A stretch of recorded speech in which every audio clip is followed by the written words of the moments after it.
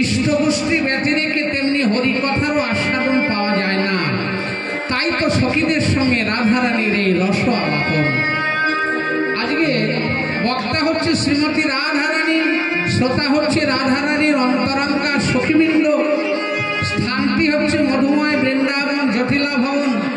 বিষয় হচ্ছে শ্রীকৃষ্ণের রূপের কথা।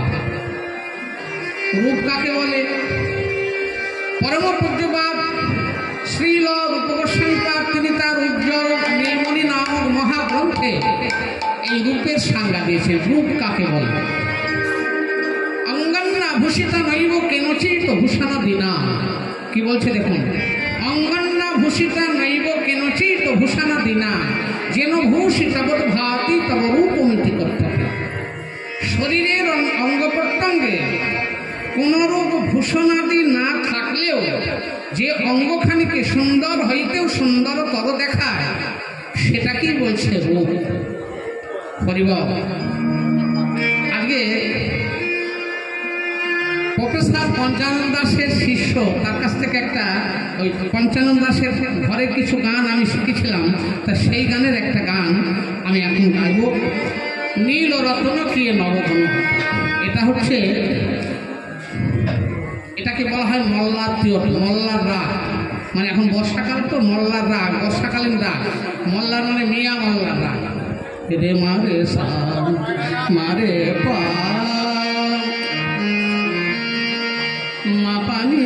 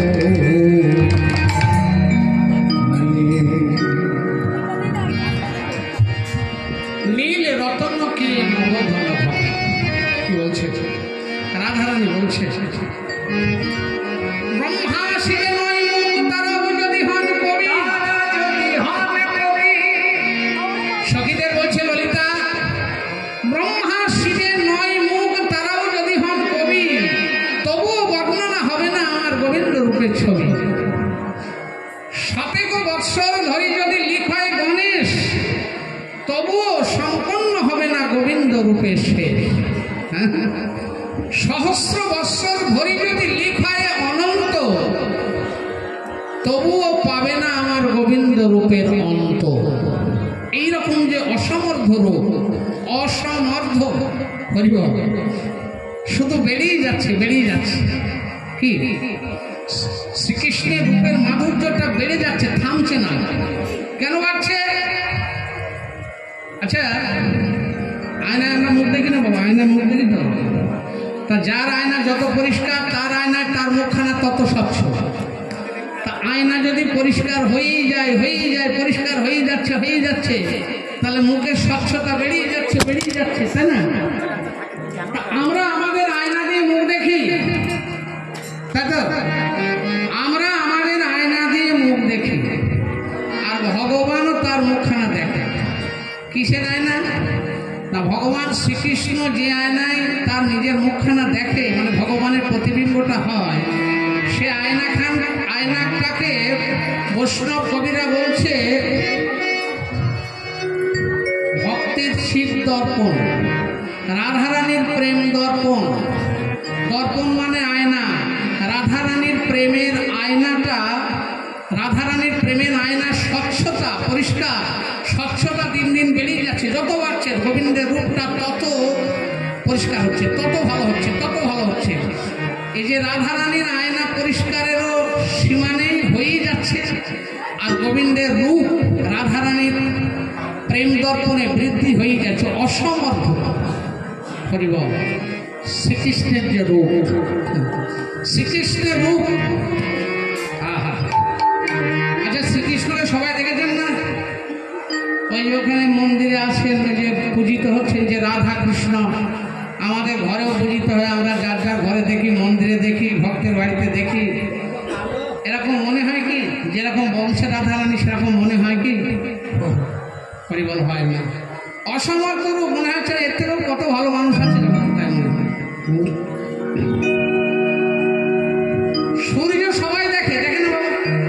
সূর্যকে সবাই দেখে, কিন্তু সূর্য ভালো করে দেখা যায়, সুন্দর করে দেখা যায় কোথায় গেলে? সূর্য ওঠে 15, তাই তো? অনেকে 15কে গিয়ে সূর্য ওঠা দেখে না? আর কোথায় দেখা যায় সূর্যটা ভালো? দার্জিলিং পাহাড়ে অনেকে যায়, ছবি তুলেন। তাহলে দার্জিলিং পাহাড়ের উপর থেকে যেমন সূর্যটা সুন্দর দেখা যায়, কোনারক মন্দির থেকে সুন্দর দেখা যায়, সব জায়গায় অত সুন্দর দেখা যায় না।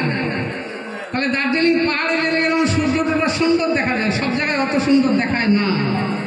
তেমনি রাধারানীর চোখে কৃষ্ণ যেমন, তেমন করে আমাদের যদি দেখতে হয় তাহলে রাধারানীর কাছে যেতে হবে, কি তাই তো?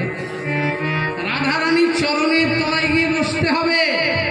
রাধার কৃপা ব্যতিরেকে কৃষ্ণ রূপ দর্শন হবে না।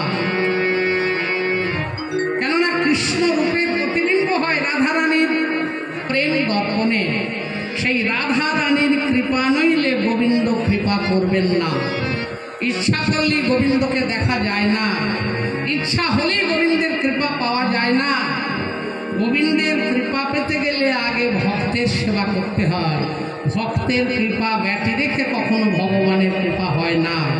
ভক্তের কৃপা ব্যতি রেখে কখনো ভগবানকে চাক্ষুষ করা যায় না, দেখা যায় না। তাহলে শ্রীকৃষ্ণের রূপটা কিরকম?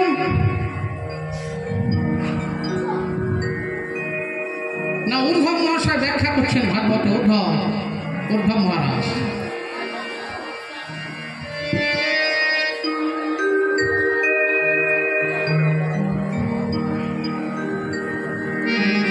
বিস্মাপনং শস্য চ সৌভ গর্ভে পরং পদং ভূষণাভূষণাঙ্গম।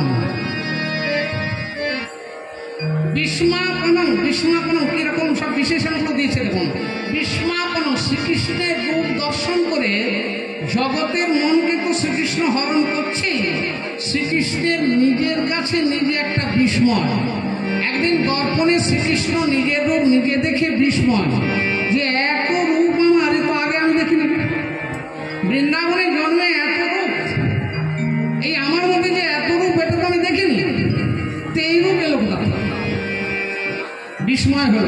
তারপর তিনি অনেক করে বুঝতে পারলেন যে এটা রাধার জন্য, রাধারানীর ভালোবাসায় আমার এইরকম অসমর্থ মাধুর্য। হরিবল। বিস্মাপনং শস্য চ সৌভ গর্ভে পরম পদম। সৌভগর্ভ, সৌভাগ্যশালী কাদের বলে? এই জগতে রূপ থাকলে, গুণ থাকলে, পাণ্ডিত্য থাকলে, অর্থ থাকলে সে মনে করে আমি সৌভাগ্যশালী বা আমি সৌভাগ্যবান। যা যা থাকলে লোকে নিজেকে সৌভাগ্যবান বা সৌভাগ্যশালী মনে করে, এই সবগুলোরই আশ্রয়স্থল হচ্ছে শ্রীকৃষ্ণ। শ্রীকৃষ্ণের কৃপা না হলে এগুলো হয় না। অর্থ বলুন, রূপ বলুন, যৌবন বলুন, সৌভাগ্যশালী। বিস্মাপনং সৌভ গর্ভে পরম পদম। আবার বলছেন ভূষণাভূষণাঙ্গম। আমরা যে অলঙ্কার করি, সোনার ময়না করি, বা কেউ কেউ হীরের ময়না করি, রূপোর ময়না করি, তাতে কি হয়? আমাদের সৌন্দর্য বৃদ্ধি হয়। আর শ্রীকৃষ্ণের অঙ্গে কোনো ভূষণ থাকলে, শ্রীকৃষ্ণের অঙ্গের যে ইন্দ্রনীলমণি জ্যোতি, সেই জ্যোতির দ্বারাই শ্রীকৃষ্ণের অঙ্গের সেই ভূষণেরই সৌন্দর্য বৃদ্ধি হয়। এই জন্য ভূষণা ভূষণ অঙ্গম, ভূষণেরও ভূষণ অঙ্গ, ভূষণেরও ভূষণ অঙ্গ তাহে ললিত ত্রিভঙ্গ, দাঁড়াইয়া 13 নয়ন, ভূষণেরও ভূষণ অঙ্গ। শ্রীকৃষ্ণ দেখতে এমনি সুন্দর, তাতে আবার তিনি ত্রিভঙ্গ বাঁকা হয়ে দাঁড়ান, আরো সুন্দর। তাতে আবার গুরুটা ঈশ্বর কাঁপায়, দেখতে আরো সুন্দর। ঠিক আছে। নীল রতন দিয়ে নবঘন সখীরে তাকে দেখলাম, দেখে ওকে নীল, ওকে নীল, ওকে নীল, ওকে নীল, ওকে নীল, ওকে নীল, ওকে নীল, ওকে নীল, ও কি নীল, ও আমার কি নীল, ও কি নীল, ও কি নীল। পরে বুঝলাম ও আমার সব নীল, ও আমার মন নীল, প্রাণ নীল, ও আমার কি নীল, ও আমার কি নীল, ও কি নীল, ও কি নীল। পরে বললাম ও আমার কি নীল, কে নীল, ও আমার কি নীল, ও আমার কি নীল। নীল রতন দিয়ে ভঙ্গ খাতে, নীল রতন দিয়ে ভঙ্গ খাতে, আর নীল রতনকে সখী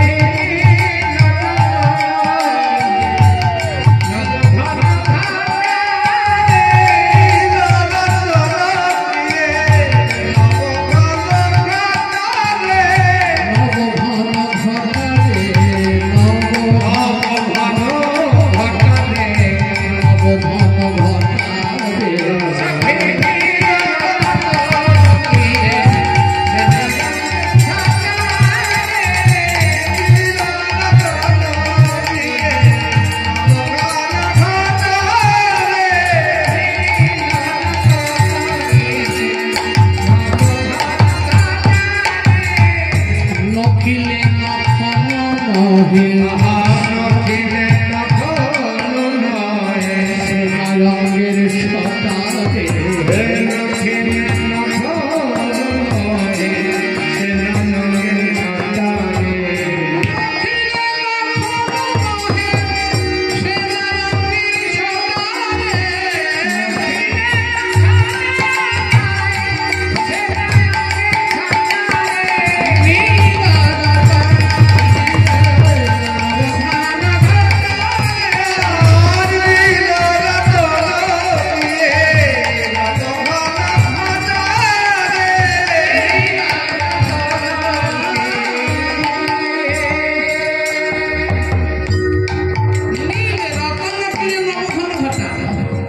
জলান্তে গিয়ে যাকে দেখলাম, ও কি নীলরত্ন না নবীন মেঘ নেমেছে গরম তলায়, আমি ঠিক বুঝতে পারলাম না। হ্যাঁ, সঠিক নির্ধারণ হলো না, ও কি নীলরত্ন না নবীন মেঘের সমারোহ। নীলরত্ন কি নবঘন ঘটা, নখিলে নখন নহে সে নঙ্গের ছটা। লখিলে মানে দেখলেও সঠিক নির্ধারণ করা যায় না সেটা কি। লখা গেল না, গেল না, নবমেঘ কি নীলরতন দিয়ে লখা গেল না, গেল না, সখী নবমেঘ বটে কি নীলরতন, গেল না, গেল না, নবমেঘ বটে কি নীলরতন দিয়ে লখা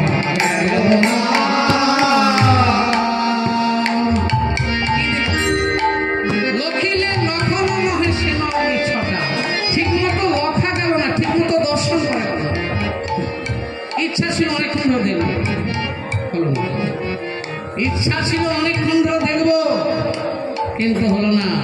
কেন? জল আনতে গিয়ে এত দেরি করছে কেন? এই কুটিলা দেখে আয় তো, জল আনতে গিয়ে এত দেরি হচ্ছে কেন? দেখে আয়। যদি নদী চলে আসে তাহলে হবে না। তাই লকিলে লক্ষণ নহে সেন অঙ্গে ছটা করিব। আর কি দেখলাম?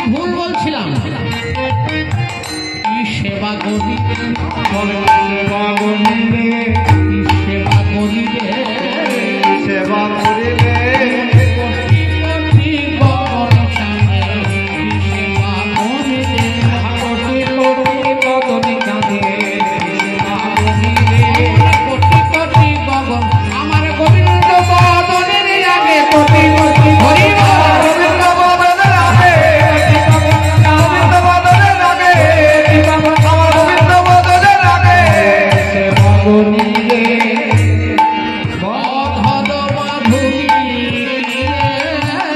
মধুর ভাগবন্ধী কিশলয় কিশলয় মধুর ভাগবন্ধী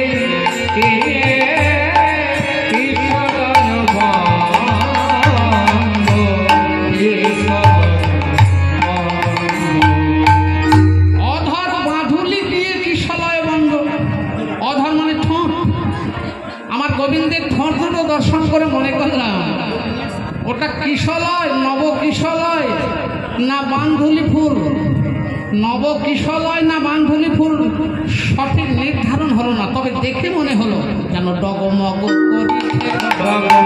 করিছে ডগমগ করিছে ডগমগ করিছে ঘরের দুটি ফুল ডগমগ করিছে যেন জিনিয়া বান্ধুলি ফুল জিনিয়া বান্ধুলি ফুল জিনিয়া বান্ধুলি ডগমগ করিছে ডগমগ করে আর কি দেখলাম না অধর দেখলাম বদন দেখলাম আর কি দেখলাম আহে জ্যোতি সুমধুরা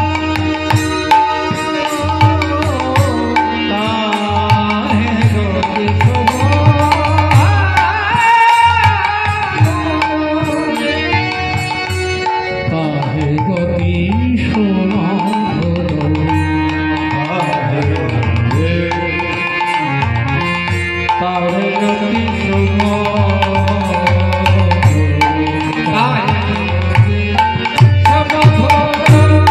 মুরলী কৃষ্ণে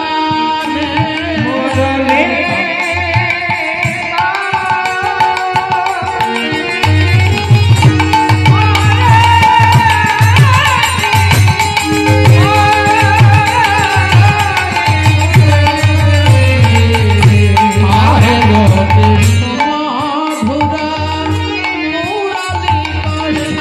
মুরলী কৃষ্ণে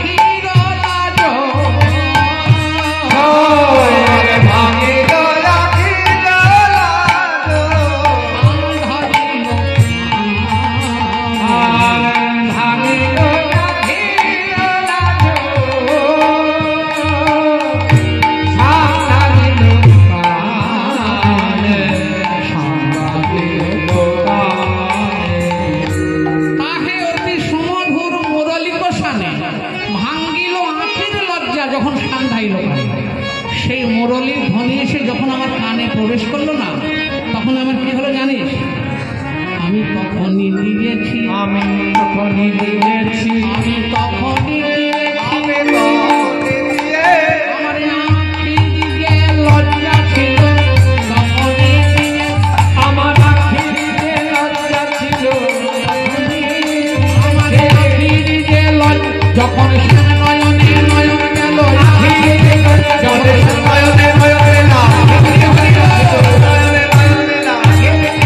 বলে নয়নে নয়নে না তখনই দিয়েছি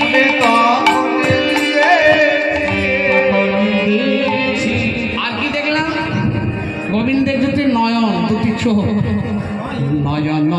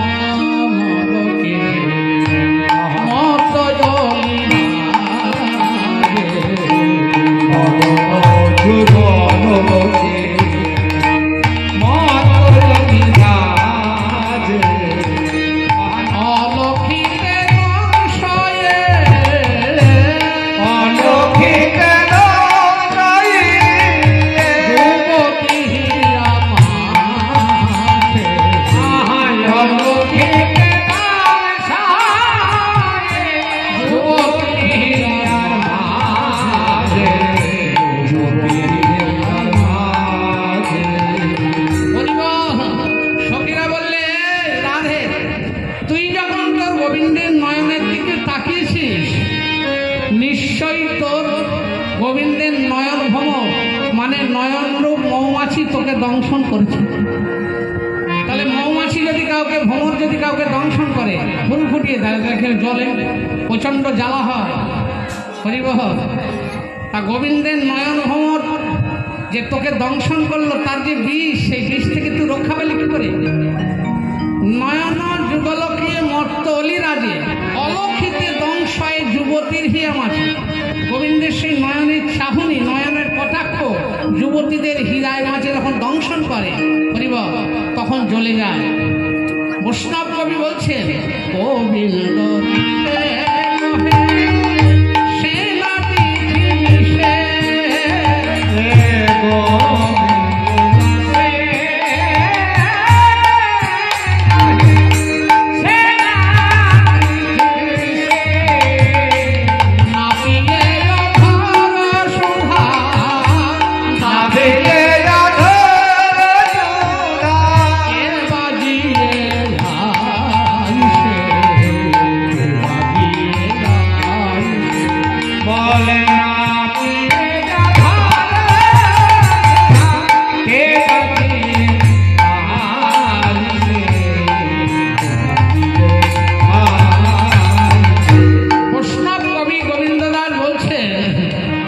গোবিন্দের নয়ন ভ্রমর যাকে দর্শন করে না, তার সেই জ্বালা থেকে তখনই মুক্তি হয়। বলে কখন? না পিয়ে অধর সুধা কে বাজিয়ে আইসে। যদি গোবিন্দের নয়ন ভ্রমর কাউকে দংশন করে, তাহলে তার জ্বালা নিবারণ করতে পারে একমাত্র সেই ঔষধ। কোন ঔষধ? না, কেউ যদি গোবিন্দের অধর রস আস্বাদন করতে পারে। না পিয়ে অধর সুধা, গোবিন্দের অধর সুধা আস্বাদন করলে আর নয়ন ভ্রমরের দংশনের জ্বালা থাকে না। তাই গোবিন্দ দাসে কহে সেনা দিঠি বিষে, না পিয়ে অধর সুধা কে বাঁচিয়ে আইসে।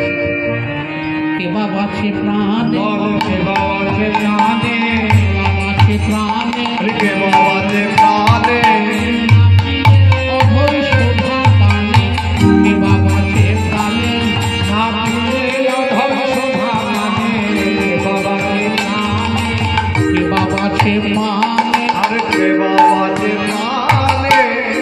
কেউ প্রাণে বাঁচতে পারে না। হরিবল হরিবল। বিনা অধর সুধা পানে কেবা বাঁচে প্রাণে, কেউ বাঁচতে পারে না গোবিন্দের অধর সুধা পান না করে। হরিবল হরিবল। আর কি দেখলাম?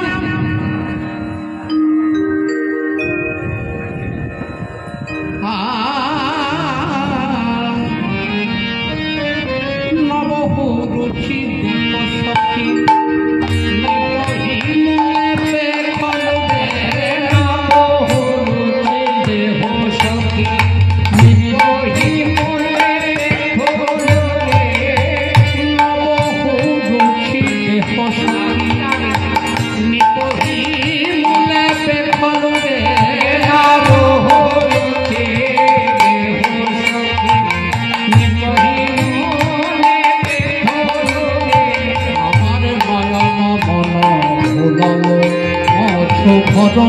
রূপে নয়ন দিয়ে আমার নয়ন মন ভুল মধু ভর নয়ন দিয়ে আমার নয়ন ভুলিল সখী, আমার নয়ন মন ভুলিল সখী, নয়ন রূপে নয়ন দিয়ে নয়ন ভুলিল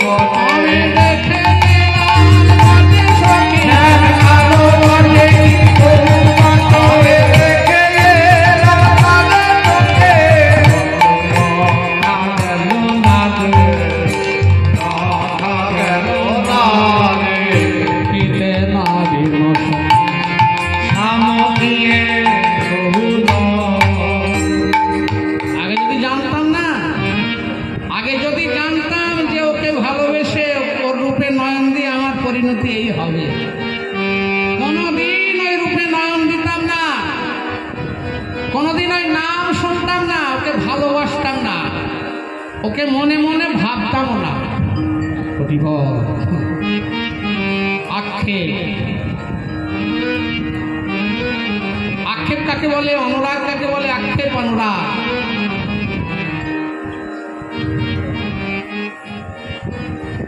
হরিবল হরিবল। অনুরাগ আবার তিন প্রকারের।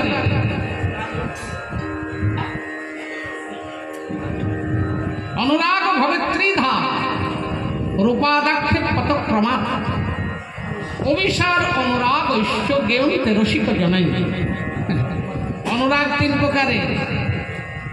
রূপাদাক্ষেপ পতক্রমা, রূপানুরাগ, আক্ষেপ অনুরাগ, অভিসার অনুরাগ। হরিবল। সদানুভূত মপীজ গুরুজন নবনবম প্রিয়, সদানুভূত মপীজ গুরুজন নবনবম প্রিয়, রাগ ভাবের নবনব অনুরাগ ঐতিহ্য। সর্বদাই অনুভূত বস্তুকে নূতন মনে হয় যে ভাবের দ্বারা, তাকে বলে অনুরাগ। অনুরাগ এক প্রকারের পিপাসা।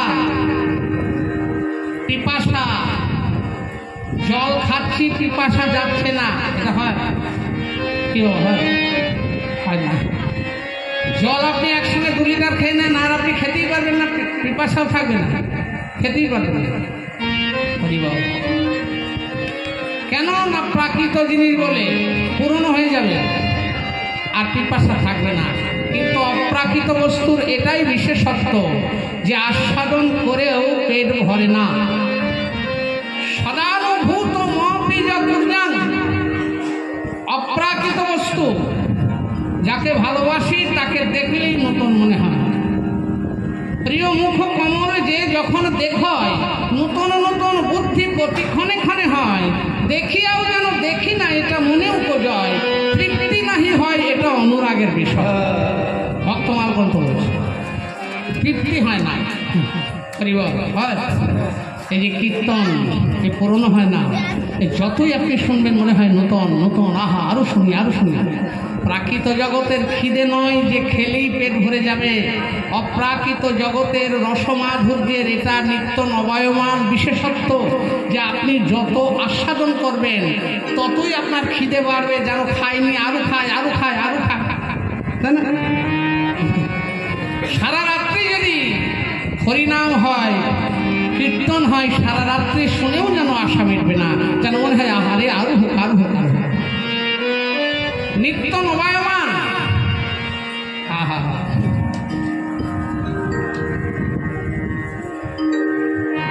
খাইতে খাইতে পেট না ভরে তাহাতে ডুবিয়া থাকে।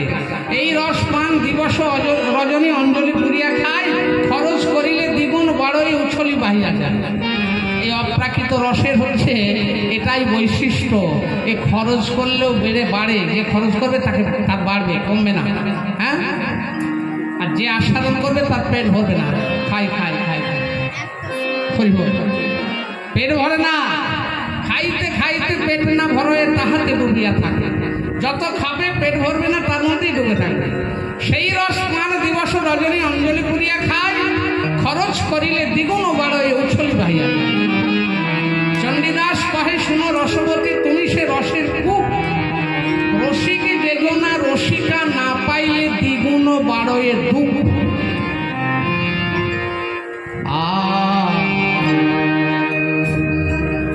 সখী রে,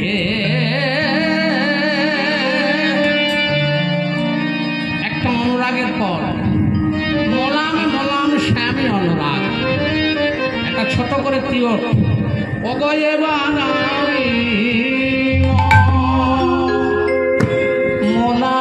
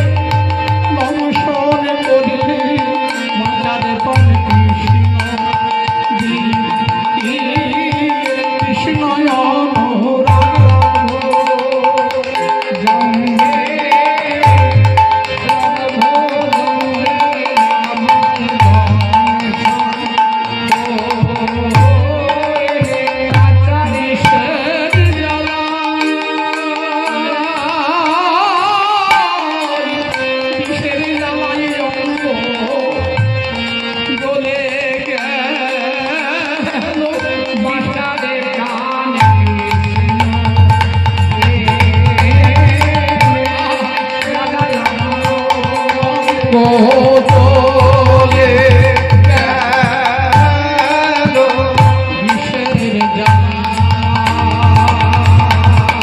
আমার চলে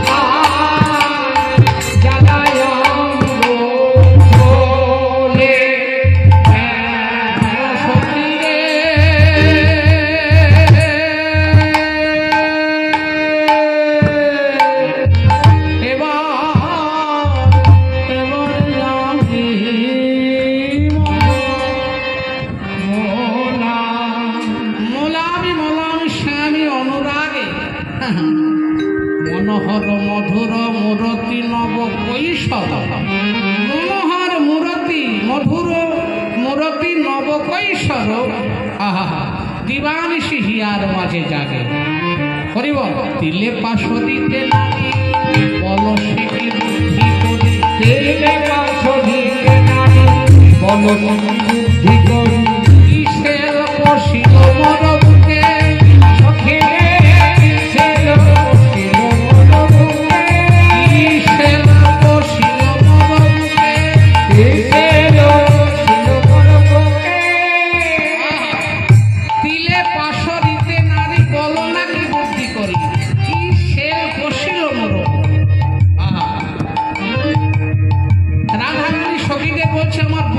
একটা শেল মানে একটা ফলা একটা তীর প্রবেশ করেছে বাহির হইয়া নাহি যায় টানিলেও না বাজি বাহির হইয়া নাহি যায় টানিলে না বাহিরায় বাহির হইয়া নাহি যায় আবার টানিলে না বাহিরায় বাহির হইয়া নাহি যায় টানিলে না বাহিরায় অন্তর ধিকে ধিকে আমার অন্তর চলে ধিকে ধিকে ভাবাবিষ্ট গীতকর্তা বলছে রাধে তোমার অন্তরে যে সেলটা প্রবেশ করেছে না সেটা সোজা নয় একটা তীরটা যদি সোজা হয় টানলে অনেক সময় বেরিয়ে আসে যে সেলটা তোমার অন্তরে প্রবেশ করেছে সে বাঁকা তোমার চোখ দিয়ে প্রবেশ করেছে তুমি যাকে দেখেছিলে না সে তোমার চক্ষুন্দ্রিয়ের মধ্যে দিয়ে তোমার অন্তরে প্রবেশ করেছে বাঁকা তাই টানলে বেরোবে কি করে হরিবল তাছাড়া রাধে আর একটা কথাও তোমায় বলে রাখি তুমি কি জানো না সে তো অন্তরের মধ্যেই থাকে সে তো বাহিরের ধনে নয় সে তো বাহিরের ধন নয় বাহিরের এই অন্তর ভিতরে থাকে বাহিরের ধন নয় বাহিরের অন্তর ভিতরে থাকে বাহিরের ধন হৃদয় মাঝে সদাই থাকে হৃদয়ের মাঝে সদাই আদর করে রাখতে পারে হৃদয় মাঝে হরি হরি ও থাকে করে রাখতে পারে বাহিরের ধনে নয় বাহিরের ধন নয় হরি সে তো বাইরের জিনিস না সে তো ভক্তের ভেতরেই থাকে অন্তর যা লাগে দিকে দিকে লয়ে ধিকে ধিকে বলে সখী জ্বালা কিসে মানে ভাই সখী জানা কিসে মানে ভাই সখী জ্বালা কিসে মানে ভাই সখী জানা কিসে বলে ভাই আমার বাইরে জ্বালা বলে সখী জ্বালা কিসে মানে ভাই ঘরে জানা আমার বাইরে জানা সখী জানা কিসে মানে ভাই ঘরে জ্বালা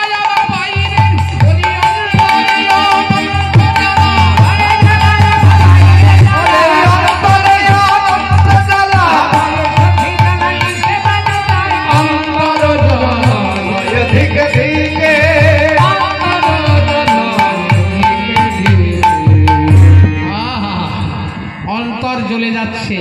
গৌর হরি গৌর। কিসে নিভবে? অন্তরের জ্বালা কিসে নিভবে? গোবিন্দের বদন সুধা যদি পান করতে পারিস তাহলে ওই জ্বালা